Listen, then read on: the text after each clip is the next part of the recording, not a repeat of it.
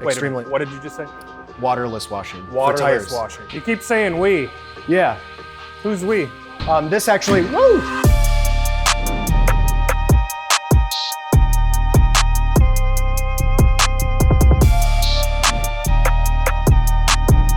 What's up, everybody? Welcome back to A Weekend Watch. We got a very special friend today, Mr. David Patterson from Oberk.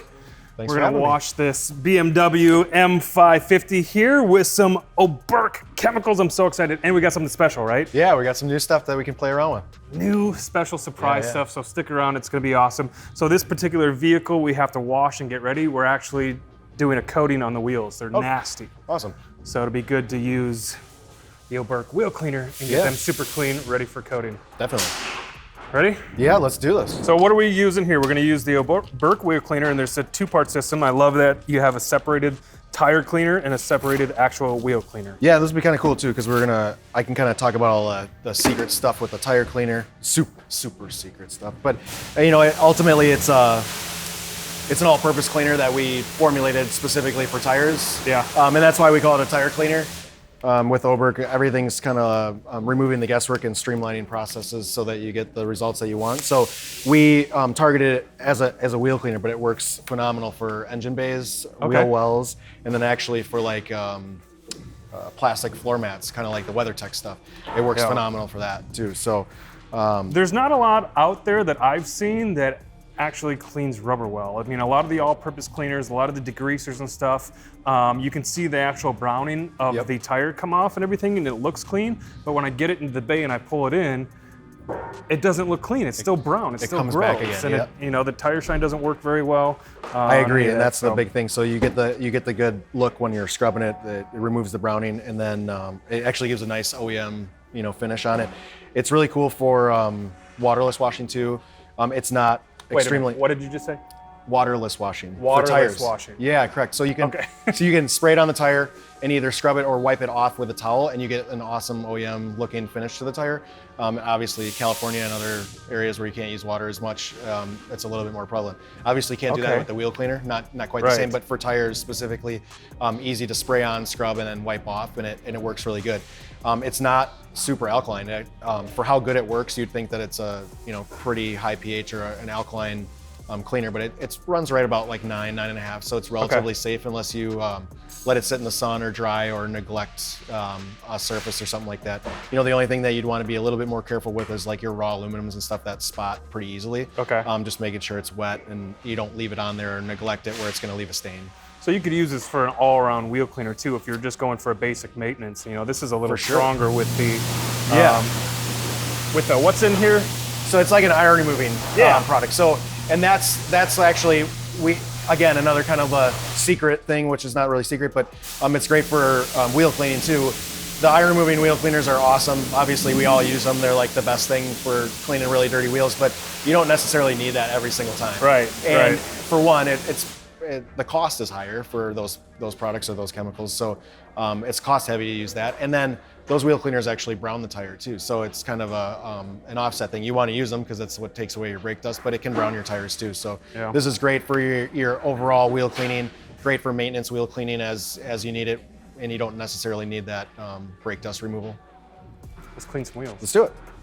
So starting wheels, do you recommend rinsing them first, or you go straight for the chemical? So I go for the wheels themselves. I go straight for the wheel itself, without water. If I'm working outside, I'll usually wet it down just to get a little bit more working time, because obviously between the air movement and the sun or just the environment, it tends to dry a little bit faster. This is a pH neutral product, so it shouldn't damage anything, but obviously you want to work with one wheel at a time.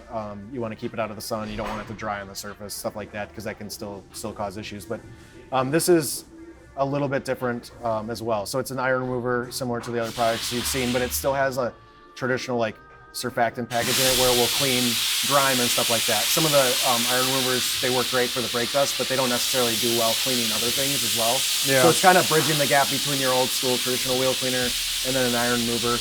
The smell isn't so horrible, and it sticks to the surface really good. It's like a thicker gel.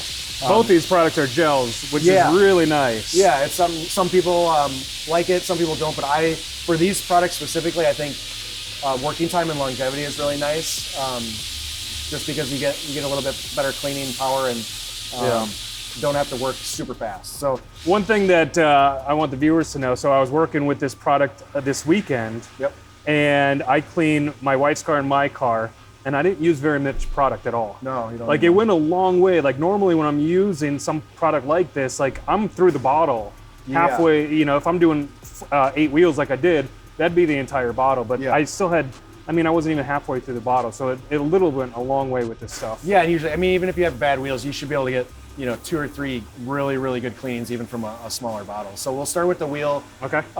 Specifically because we're inside, so we're not going to wet it down. The wheel's really dirty, so we want to get the cleaning power of the wheel cleaner.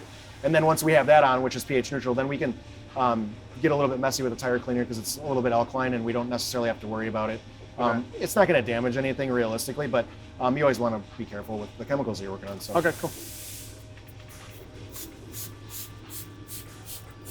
Caliper's good.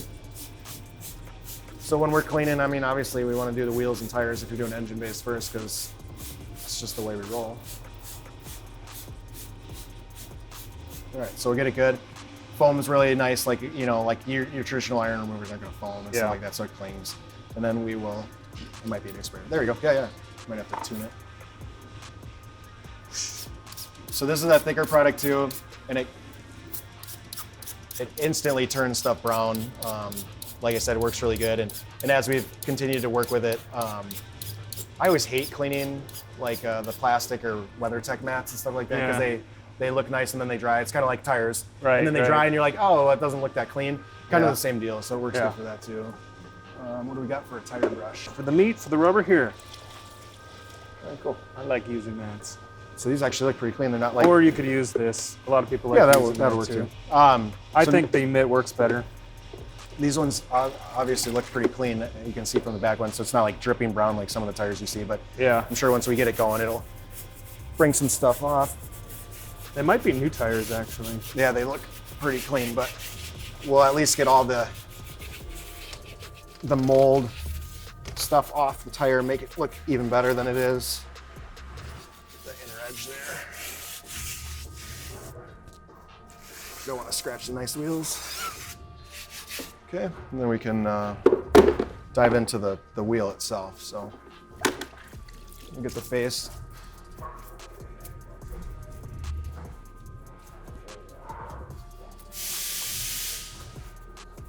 I like using this mitt to clean wheels. That's your favorite? Yeah. Okay. Well, get rid of that brush. Stupid brush. Try this. Use this fancy mat. It's so awesome. Oh, that is kind of cool. Oh, I came here to do videos with you and I'm gonna buy products. No, this is really nice. I like getting the back sides of the spokes too. I think that's really important. It's one of the things people always miss. These wheels are hard to see, so you can't really even see the iron coming off of them and they're, but you can see it all obviously dripping off the rotor and clean in there. You don't get that visual look. Yep. Like with normal silver wheels or anything. And I believe this will fit back there. Yeah. Oh yeah, real nice. All right, you do this wheel, and I will work on this other one. All right.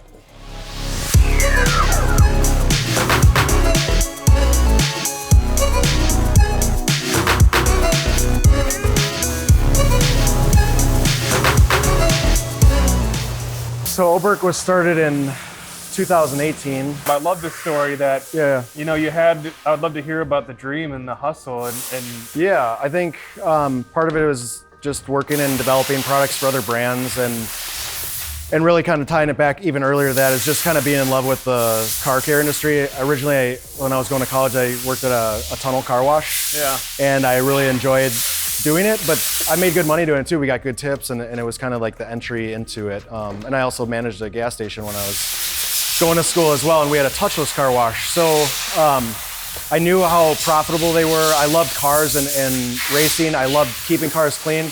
And at the same time, like I was into racing and I saw like other race teams, like a lot of the times they would fund their race teams by doing car wash or owning car wash chains and stuff like that. So that's initially what kind of got me interested. It was like a passion of both things, being able to make money doing what you love. And then it just kind of transitioned into obviously everything else. So like I was developing products for a lot of other brands and stuff in conjunction with the company I was working for, and just kind of had a dream of obviously creating my own thing at one time, and we did a project where we built business models. It was like a value proposition generator type of a thing, and I just kind of looked at the market. It was how do you create a market of a product in kind of a flooded market, right? It's called blue ocean strategy, and so we kind of looked at other brands in the industry, looked at what I have felt or what we felt like were kind of their value proposition tools, and then tried to build our own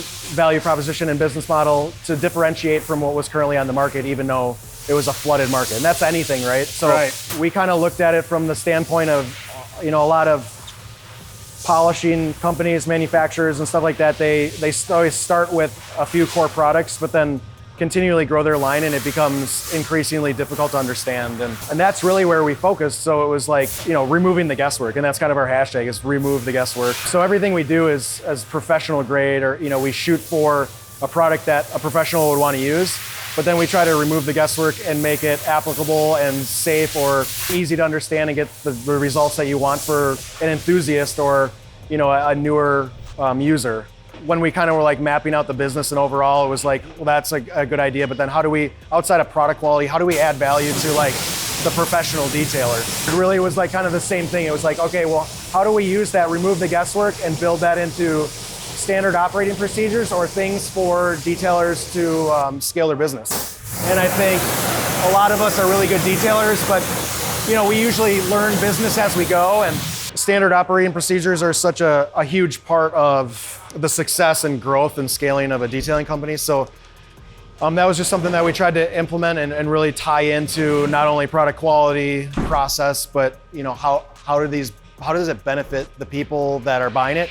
And ultimately, like, why would you want to buy it? Whether it's a compound or polish or wheel cleaner or tire cleaner, like, there's a lot of great brands out there. Why would you want to buy it from us, and why would you want to buy it in general? Like, what would we do to this product that would make you want to buy it?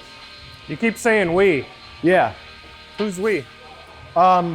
We is me.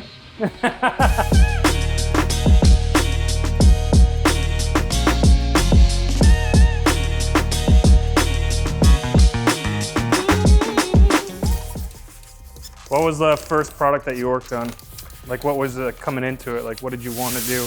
Well, obviously my background comes from paint, so a lot of the focus for me was paint correction. I think that's where I felt a lot of people got confused. Yeah. Most of my knowledge comes, originally from paint. That's what I went to school for, and that's what I got passion for. So I think polishing paint is one of the things that a lot of people want to get into, even whether they're an enthusiast or whatever. But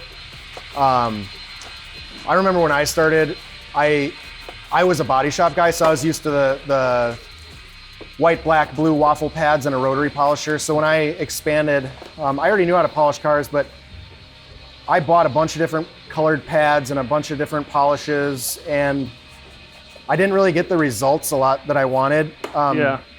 Reading through forums and stuff like that, it would work for somebody else, but it didn't really work for me. And I just thought it was overall like really confusing. But as you get more and more into it, you forget about that really quick. Like, as you learn and you become more of a professional or educated, you forget how difficult it was to really like figure that stuff out in the beginning. And so that's where we kind of focused on it. And we wanted to create a polishing system that 90+% of the time you get the result that you wanted. Yeah. And it was easy to understand. It was color coded. It was an easy one step or two step system, and just kind of drawed together all the things that I thought would make the system, for one, work, but going back to like the value of it is be able to scale business. We go to like SEMA and Mobile Tech and trainings and all this stuff, and you meet so many great people, and we are all similar in certain ways, different in many as well, but same but different. Yeah, same but different. But and we a lot of the things where I think detailers or we fail as a whole is implementing process and procedures. Like treating it like a franchise, even if it's not a franchise, to create kind of a standardized process in order to be profitable and understand how you can schedule. Like a lot of these guys, they're so good, but they can't even really manage their schedule really well, and a lot of it comes down to process and procedure. So Absolutely. These wheels are really complicated. Yes, they are way more Holy complicated crap. than I thought. Like the spokes have an indent in yep. there. Like, And wow. you have to get in it, otherwise it's gonna leave a marker. I see why this guy wants them Coated. coated. For sure. Holy crap. Just cleaning these is a nightmare. Switch guns.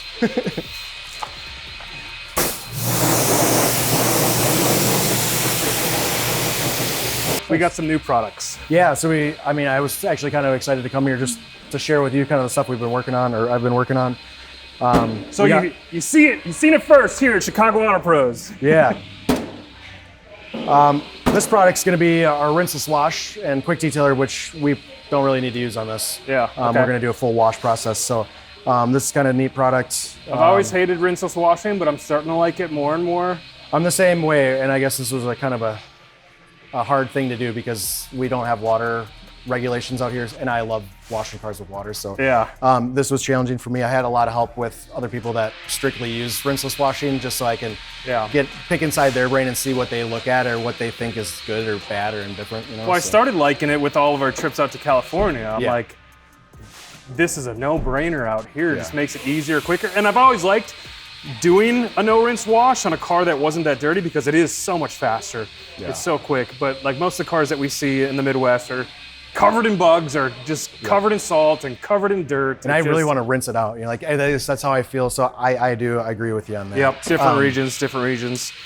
So these are the two that we get to play around with for the most part. We can look at this We one can too. use this soap on this car? Yep, we can use Nice. both of these soaps. This is coated already.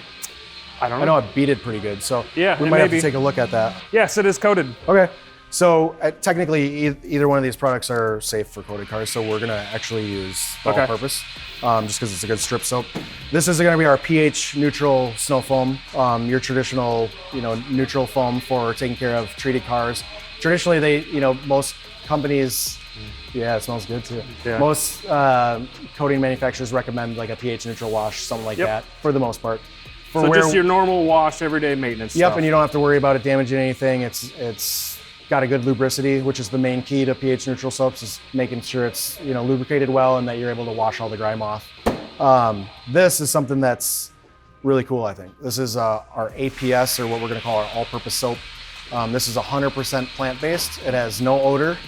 Nothing. Yeah. And actually, Maddie, who's part of the some of the trainings that we do, he helped me develop this because he's got a long history in soaps and chemicals and stuff like that. So this is actually, the formula started off in the semi-truck industry, because obviously you can't wash and dry a semi-truck at once, so you got a lot of challenges there. So one of the things is the plant-based formula helps kind of dial in on calcium and road salt deposits. Okay. So it cleans really well for winter trucks and vehicles in the the north.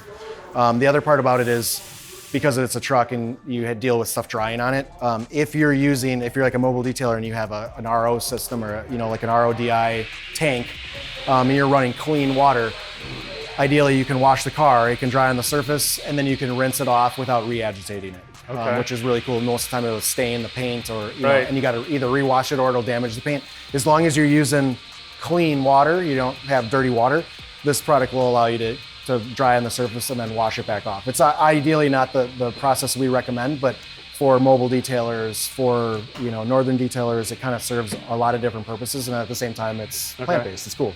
Kind of neat. I hear plant-based and I think, it probably doesn't work as well. Yeah, Like, and it works phenomenal. So like, really? yeah, it has a thin foam. So if you run similar to any other dilution, like 2 ounces per foam, 2 to 4 ounces per your foamer, on a lot of cars, you can actually foam it and then pressure wash it off and do a wash completely touchless unless the thing's trashed.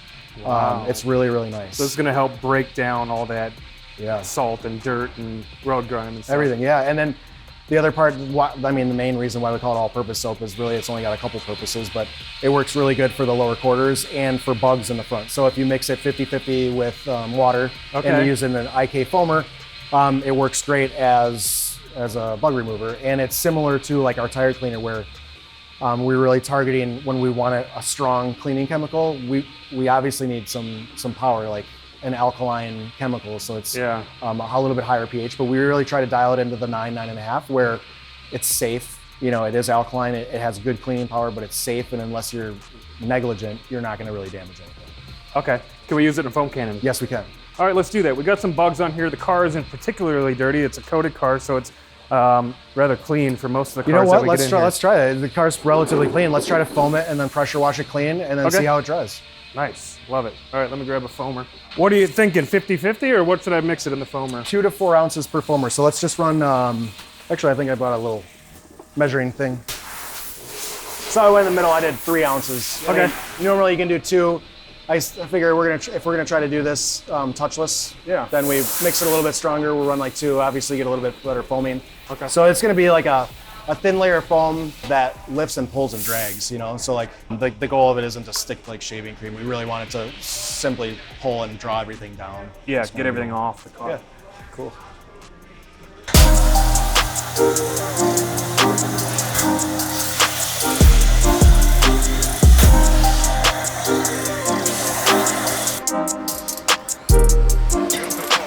Looks nice. Yeah, and like I said, even though traditionally they recommend like the neutral soaps, in all of our testing, and that's the advantage of ceramic coated cars, is that they don't get stripped like a polymer sealant or something like that. So this actually strips the surface really, really good, and without like a lot of agitation, where like the traditionals are lubricated type thing. Yeah. So it cleans it good. It's not going to hurt the coating, and it's awesome. So we're just gonna rinse it? Yeah. All right. Rinse it and dry it. Really? Yeah.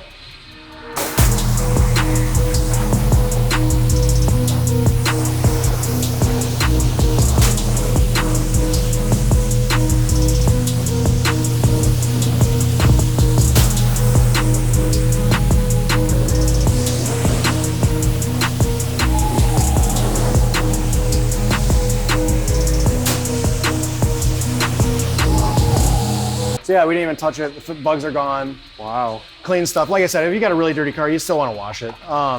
And then since it's coated, it already has good water beading, so we won't get the full pleasure. But the last product we got is going to be our Instant Defense, which is to complement our Defense Gel line, but also just a nice product that we can use for wheels, which we won't use because you're going to coat them.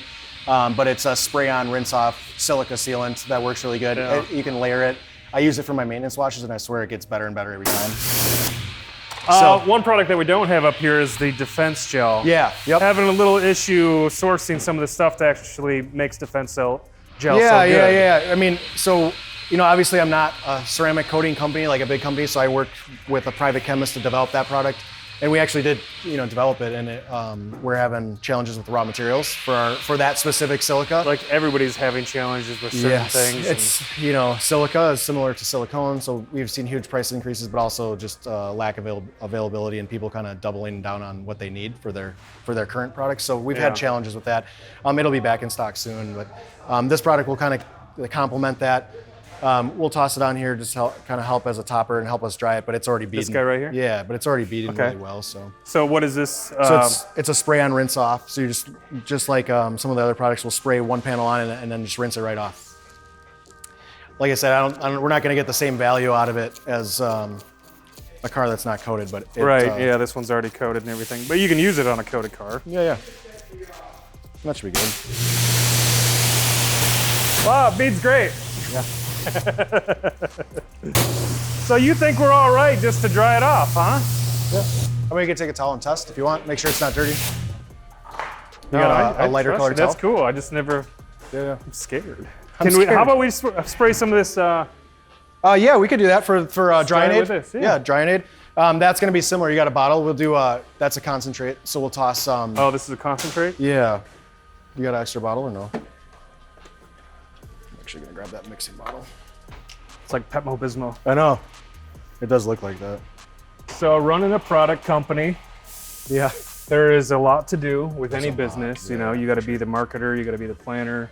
What's your favorite part of running a chemical company? I like the product development side of it. I think it's fun. I think, working with other companies in the past, I have a different perspective on what some of these brands are. A lot of these guys, they say, I'm tired of buying, they don't want to deal with these brands that they think are private label brands, which I think is really funny because a lot of companies do business with each other. They all have a specialty, not everybody, but Yeah. some people make their stuff 100%. But, working with a lot of different brands, what I realized is that raw manufacturing companies are usually not the best marketing companies, you know, and they don't necessarily have the same connections in the industry to understand what they're developing or what they want. And some do, you know, some people have the different testers and things like that, but I think that's where we kind of bridge everything together where... Right, you're a detailer, you know the products. Yeah, so we obviously source products from chemical companies, but we either work with a subcontractor, which is a chemist that we specifically have found that I like his style and I like his understanding of what we're trying to do. And we try to bridge our gap, which is kind of the same thing when I did with buffing pads. Like, foaming companies or companies that manufacture foam, they're making it for a specific purpose, but they don't actually truly understand like what they're trying to accomplish. They're just hoping they hit the mark right. Or at least start with something that they can continue to evolve on. And that's kind of where I like trying to think outside the box, just like the soap, like how do you make a soap, right? Like everybody's got a soap. I mean, people need to buy it, which is a great thing. Like people use a lot of soap, so from a product perspective, that's good. Like people want to buy soap, but then there's so many soaps and like, why is one soap better than the other, or why is it different? You're like, well, it's soap. Right. So that's cool. Like, so we try to think outside the box. Like, well, where are different industries? Like where people are using stuff that's different or looking at things differently than like maybe the average detailer. And I think that's where I enjoy it. You know, it's trying to pull all those things together, pull our skills as a detailer, as manufacturing, and as you know, just passionate people in the industry is like kind of pulling all those things together and seeing how you can make something unique and fun and different. And that's what I like. That's awesome. Like, how do you do a lot of your testing? That's, you know, we've been doing a lot of testing on ceramic coatings and other products, and Car Supply's warehouse is tested, proven, packed. So I also like the testing and just seeing if products work. But we're trying to take it another level. Like, how can we continue to test or, you know, figure out as much about these products and really show consumers like what works well in this situation, what works well in this situation, because it's one of the biggest questions that I see. Like, what is the best product? And there is none. And there's just so many different situations that products work better on some cars and some climates, regions of the area. Like, what are some of the things that you do to test some of these products? Well, it obviously starts off as my perception of everything and where I see I think people find value in, but I think it's just getting out there. And I usually work with a couple people specifically. I'll change up, you know, people depending on the product or something, but I try not to get too many opinions, and I try to pick the people that I think offer interesting perspectives when they evaluate products. Because I think at a certain point you can get so many different opinions that it takes away from what you're trying to accomplish. But you obviously don't want to miss out on somebody else's process or perspective, or you know, how they use the product, what they see in the product, what they see as problems, and you find a lot of that. I mean, hot, humid climates, you know, dry states. Obviously up here we have hot, humid stuff, but it's a couple months. We get everything, but it's a couple months. We don't get the full out extremes, which I think is difficult to test products. So it's just finding different people around different areas, having them kind of go through the process with us, and not giving them any information before they test, because it's just so easy to convince people, or just the things that you say that they've already convinced themselves before they started. Does that make sense? So just kind of like, hey, I want you to test this out. Share their feedback, you know, share feedback afterwards together, but not really influencing what their thought process is, or attempting not to. So normally we'd blow this off with a blower. But I think just for this purpose, I want water on there just to wipe it down. We'll come back with the blower afterwards. Not really the most efficient process, but I want to really see this product and use it and wipe it and clean it and feel it and everything. So just adding this as a lubrication, you know, that's what it's meant for. It's a rinseless wash. You just spray it on there and you don't have to rinse it. Well, I mean, realistically, in my opinion, a lot of your scratching comes when you're drying, not you're washing. Because you have a lubricant, and then most people go to dry it, and they're like, oh, well, there's water. And it's like, well, water is a solvent. Like, water creates drag. That's why, like, when you spray water in a microfiber pad, it makes it more aggressive. You know, it actually creates more heat because it's more drag. It's actually not a lubricant. So, like, in my opinion, quick detailers or some drying aid is like super important for not scratching up a car. And obviously, if you got a blower, it's so totally don't dry different. your car with water. I mean, you should. So you're recommending always using some sort of rinseless or quick detailer. When on these coated cars, it beads up so well and you can blow it off. But otherwise, anything that you can use, if you're gonna touch the car with a towel, anything that you can use to lubricate the surface is key when you're like maintaining a a nicely corrected car. I don't know, my towel's not dirty. Yeah, no, Well, you it's got a looking dark good. one here. There's no streaks on this or nothing. It's just looking good, Yeah. which is a good thing. Yeah, if I was thinking, we probably should have just blowed the car dry anyway, because it would have shown any dirt that was left for sure. But I'm wiping the top here, and I'm gonna use a second towel to get the bottom, just in case there's any grime down there. okay, I'll grab another one too then. So that's exciting. You got a lot of new products. So those products will be out in the next few months. Yeah, the next few months, just That's trying to finalize everything, and that's kind of fun too. Is like you deal with the base first, but then it's like Right. I've never had more difficult trying to pick a scent. To pick a smell for something in my life. I'm like, all right, well, you got to get it right. It's just one smell. So how many scents do you get to like try, like to pick out? That is, I'm terrible at making decisions. Well, That's one thing they I would all be know like, that too. So like, they're not gonna send you like a batch of them. They say like, well, what do you kind of want? And then they'll send you a couple. Okay. Just because otherwise you just got however many right. options and you're just as confused. So I try to start somewhere. Can I have some input? You know the scents that I really like lately is stuff that smells like cologne, almost like getting away from the fruity smells a little bit, getting into like the essential oil type smells and stuff. And I've been really enjoying those. I'm really into like the clean smell too, like just like a natural smell as long What as is the smell of clean, Dave? I don't know. Sometimes it's like Is it lemon? it could be lemon, it could be cotton, or like Yeah. that type of like fresh smell, or, Like or it's just just a clean. As clean long as is- it's not a strong chemical odor, like just a Yeah. cleaner smell, where it's like, oh, there's nothing in this. That smells clean. We want to And blow the clean. wheels. Yeah, let's dry the wheels. Let's get that blower and blow some of the cracks and crevices, and then Use different towel for the jams or no? yes, in there, if you look, I got some yellow and gray towels.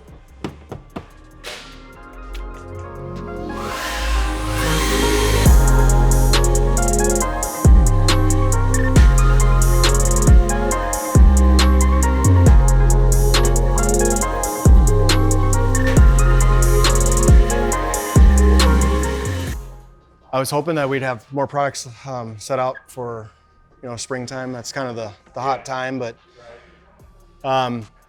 like just focusing on the products themselves and just making sure that's right before anything else. And we're not like launching a whole line of products. We got to really focus on one at a time, just to make sure that we're evaluating it the same way that we view like our product vision and what we're trying to accomplish, to make sure that we're not wasting time on things that don't fit our end goal, if that makes sense. No, I love it, man. Thanks. I love the products. I love the design. I love the philosophy behind everything that you got going with these products. I love that. I love you. I love you I love you. Yeah. But no, I love that. I know how your brain thinks, and I wanted to have you on here just to everybody else to see how your brain thinks. The passion behind this product line and what you got going on. And I love that you don't sacrifice any quality. Like it's got to be good. Yeah, yeah, for sure. I look at it like it's my name on it, kind of, to a certain extent, even though I know it's not. But what does Oberk mean? Where did that name come from? So it started from a German word, Oberst, which means supreme or superior or top. And our goal is to use high-end, at the time, focus on polishing stuff is the most premium abrasive quality and slurry mixtures to create, like a top-tier product for detailers. But then, like I said, complement it with the remove the guesswork, and that's kind of our philosophy when it comes to the brand. So like encompassing, quality first, but I think a lot of brands just have a misconception that products like quality sells, and it does to a certain extent with some influence, but it really doesn't. I think where people connect with a certain product is why, like ultimately is, again, why do they want to buy it? Because once they understand like, well, this is why I actually buy it, it makes more sense, I think, to everybody. And they can connect with why they're using it, rather than just like, well, this guy said it was the best. And I think that's kind of what we shoot for. But I appreciate that. I think we're like-minded in a certain aspect, our passion and all those things, and the network of people that we do stuff with are all similar in that aspect, where we kind of can enjoy the aspects that each one of us put into the things that we're doing, whether it's, you know, the videos and the stuff that you do, or any of the other guys when we do our trips or videos that we've done. Everybody's got their own thing that they're really passionate about, and that adds value to the brand, and we're all different, but same type of deal. All right, we're finishing up with this car. We're gonna bring it over to the guys so they can get some coating on these wheels and get this car back to the customer. Thanks again for coming out here, man. I appreciate it. Thank you so much. I appreciate it. Pick up a lot of these new products. Will be out in a few months. You can pick up the wheel cleaners and all the compounds and polishes and pads and everything we got at carsupplieswarehouse.com. And in a couple months, some brand new products from Oberk. Stuff, yeah. All right, Thanks, man. See you later.